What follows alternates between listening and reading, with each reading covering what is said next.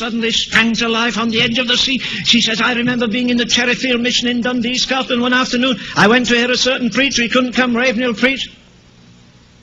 I thought, no, that can't be that little red-haired woman. I used to be afraid to go out in the dark. A mouse ran over the floor. I never understand why a woman weighing 140 pounds jumps on a chair when a mouse weighing half an ounce is going to knock her over.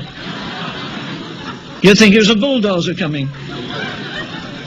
I daredn't face a mouse. I daredn't face the darkness. I didn't want to be lonely. And she said, hallelujah, that afternoon. All I did was sweep the floor in the factory, and the devil said, you know, the baptism of the Spirit, the endowment with power is only for intellectuals and ministers and preachers and prospective missionaries. It's not for servant girls. It's not for a girl sweeping the factory of a floor. You've no education. But Ravenhill said, bring what you have and let God burn it up. And she said, that was my lifeline. I ran to that altar that afternoon. And she said, the fire came and consumed all my desires and all my fears and all my tomorrows. I'm just back from Africa, been there nearly 15 years. Oh, I'm not afraid of mice, she said some nights. There's a lion at the door.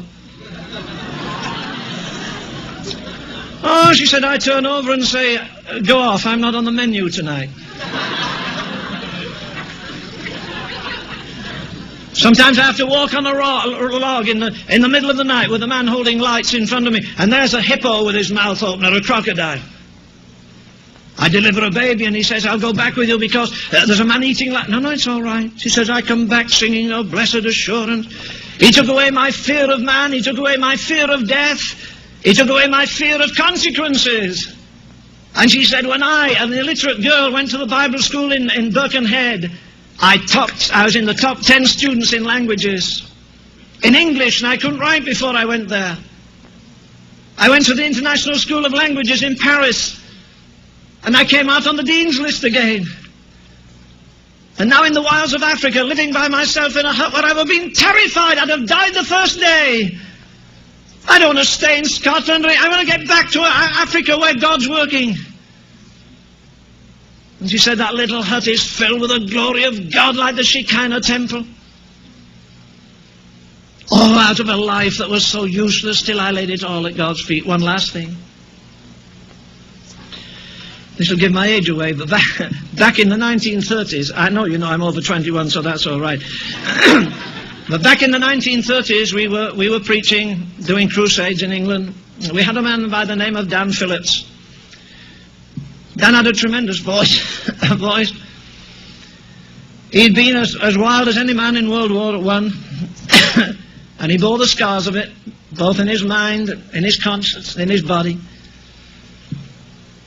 One day a young lady stopped him and taught him about the Lord, and he got marvelously saved. She was a beautiful young lady.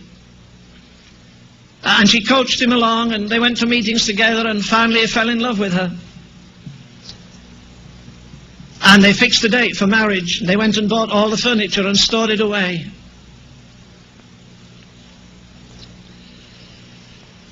He was standing in a meeting one night, and they were singing what the man said was a hymn of consecration.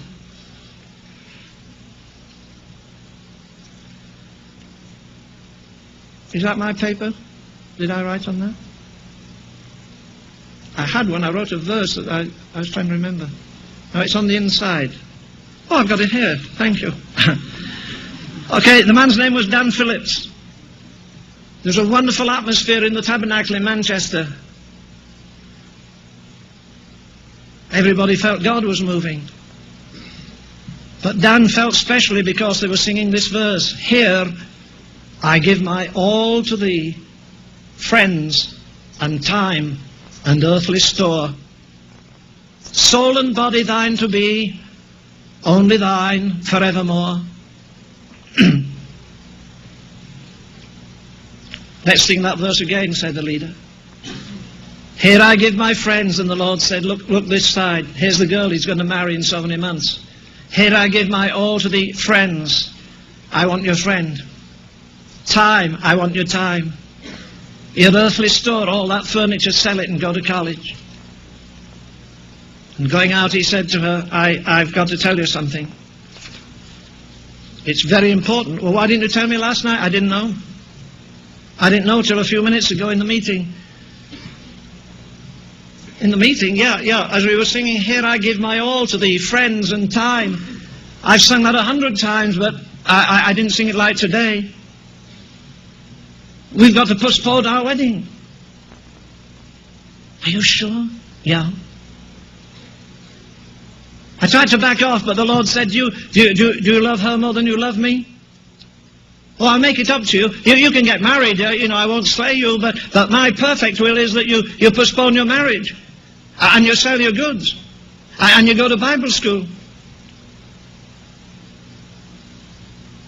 Well, she's a human being.